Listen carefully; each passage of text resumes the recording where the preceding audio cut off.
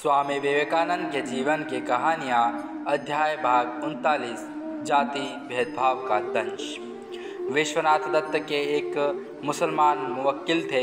वे नरेंद्र को बहुत प्यार करते थे। नरेंद्र भी उन्हें देखते ही चाचा कहते हुए दौड़ते आते तथा उनके बगल में बैठकर पंजाब, अफगानिस्तान आदि दुर्गम देशों के किस प्रकार ऊँट, घोड़े आदि पर चढ़कर आवागमन होता है आदि बातें बड़े चाव से सुनते। इन सब कहानियों का कोई आदि अंत नहीं होता था। यह सब सुनने में नरेंद्र को कभी थकान का अनुभव नहीं होता था। बीच बीच में चाचा नरेंद्र को मिठाई देते और नरेंद्र उसे प्रसन्न भाव से खाया करता।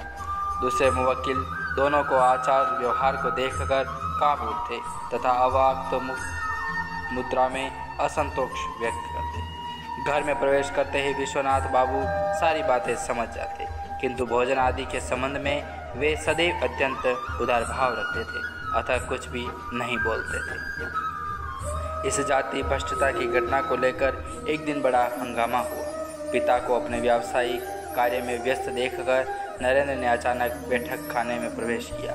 वहाँ अलग अलग जाति के मुवक्किलों के लिए सब हुक्के अलग अलग रखे हुए थे। नरेंद्र उनमें से प्रत्येक हुक्के में मुँह लगाकर कस खींचकर देखने लगा। नरेंद्र के विचारों को उन दिनों जाति भेद की प्रथा ने एक ऐसी खासी समस्या का रूप लेकर प्रथा विरोधी बना दिया था। एक व्यक्ति दूसरे के हाथों क्यों नहीं खाएगा? एक व्यक्ति द्वारा दूसरे के हुक्के से तंबाकू पीने पर क्या आकाश टूट पड़ेगा? नरेंद्र आज उसी की प्रत्यक्ष परीक्षा लेने आगे बढ़ा था।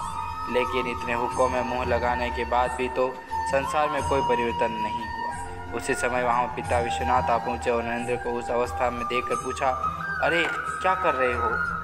पुत्र ने तिल भर हिले डुले बिना उत्तर दिया, देख रहा हूँ जाति नहीं मानने पर क्या होता है।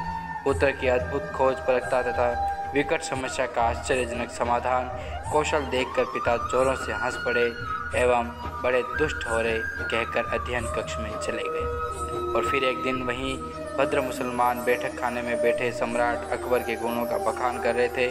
उसी समय घर के भीतर हाहाकार हुआ।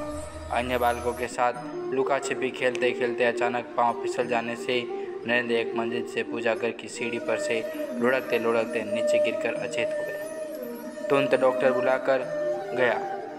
काफ़ी प्रयत्न करने के पश्चात 1 घंटे के बाद बालक की चेतना लौटी। इतनी देर तक नरेंद्र के माता पिता सभी बड़े विचलित रहे।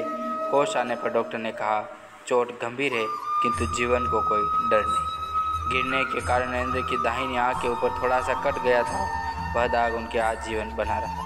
जब नरेंद्र के घर वालों को पता चला कि वह मुसलमान की ही दौड़कर डॉक्टर को बुला कर लाया था तो उन्होंने उसका धन्यवाद किया।